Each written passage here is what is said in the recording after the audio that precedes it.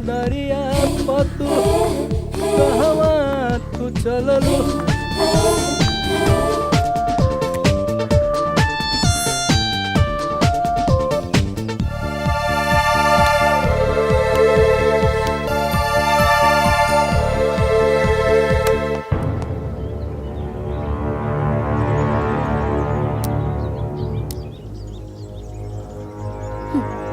नीटर के पानी भीतर घुस गइल बाका कि खराब लइकन जैसन निहारत तारा। ई तोर स्टाइल आई तोर ड्रेस देख के भीतर के पानी बाहर आ रहल बा।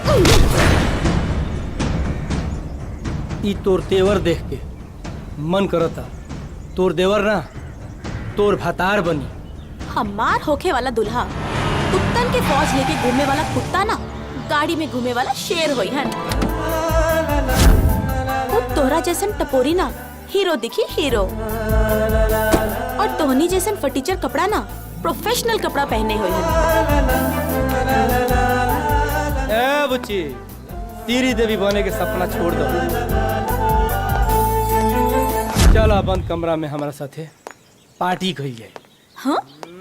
ए, तू भले ही अपना इलाका के शेर बन,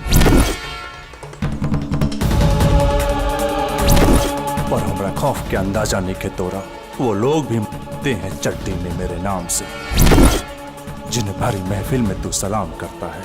अगर पार्टी दे के इतना शौक बा तो बोल आज बारात लेके आ जाता, नहीं तेरा बहन के। जीजा बने के सपना छोड़ अपना बच्चे के उपाय कर। ए बाबू ये दहिया मूद से ना माई के दूध से बनल बा, बोल तो दिखाई दूध के ताकत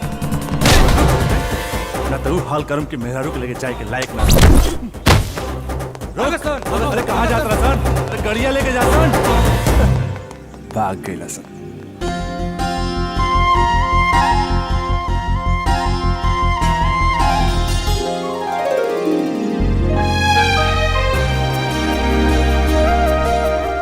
समझ में नहीं आवत कि तुम्हारी एहसान कैसे चुकाई।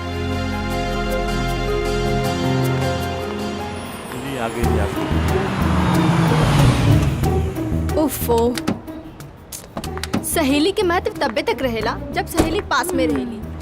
हमने 1 घंटा से इंतजार करता नहीं जा। वही तो ई देखा आ गईली मैडम। रानी हम तोहरा से बातें न करब। काहे?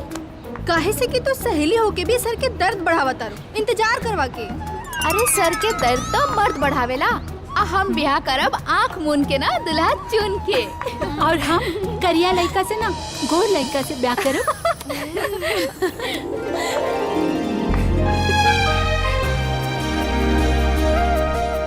हे गौरी, तू कैसे लड़का से ब्याह करबू बतावा। हाँ